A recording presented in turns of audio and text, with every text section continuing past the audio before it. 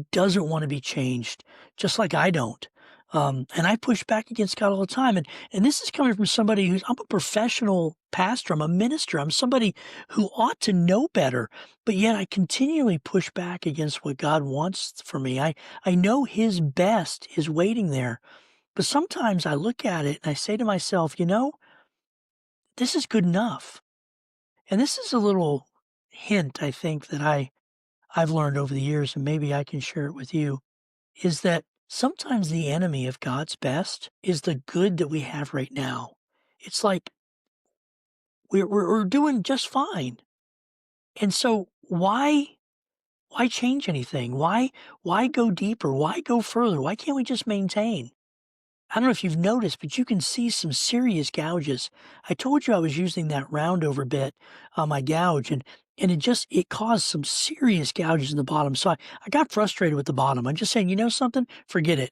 I'm going to work on the side of the bowl. I'm going to work on getting the edges right. And I'm going to come back to the middle in a little bit. I'm going to use my square edge one for the middle because it's resisting too much. It's fighting me too much.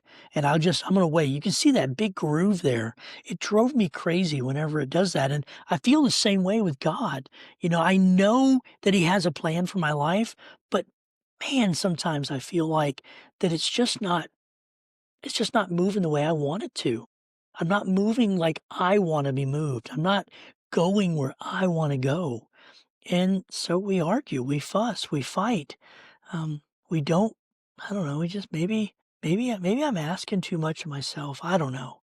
It's frustrating, but you can see the gouges. And I want this bowl to be beautiful. I really do. I can see it in my mind's eye, and I know the master, when he's carving me, he can see the finished product in his mind's eye. He knows where he wants to bring me. Man, if I don't fight back. And I'm not making it easy. It's a good thing that I'm using carbide bits, because if I was using a regular bowl gouges on this, I would have to sharpen it 2 or 3 times before the end of this bowl. And so I'm drawing it to the edge. I think I've got the gouges mostly out, but at some point I'm going to have to move to that finisher. Going to have to move to that rolled over bit as I come to the end.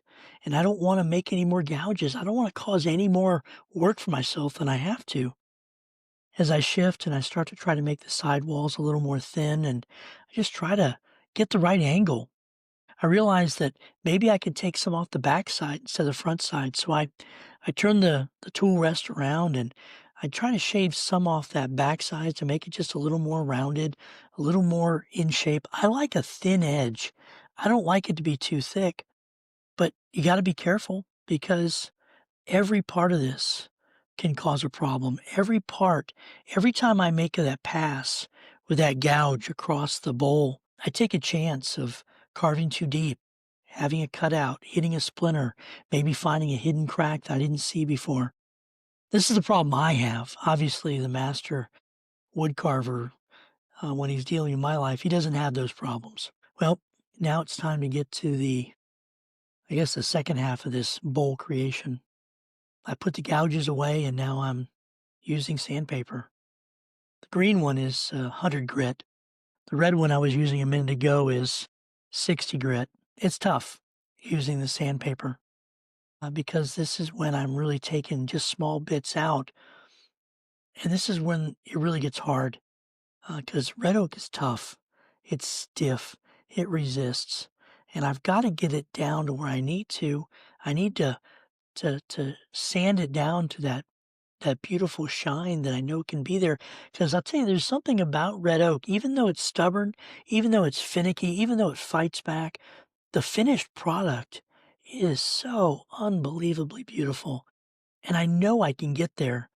And so I'm just working the interior of this bowl where some of the tool marks were, and some of those extra gouges that I just couldn't quite get out without destroying the whole bowl.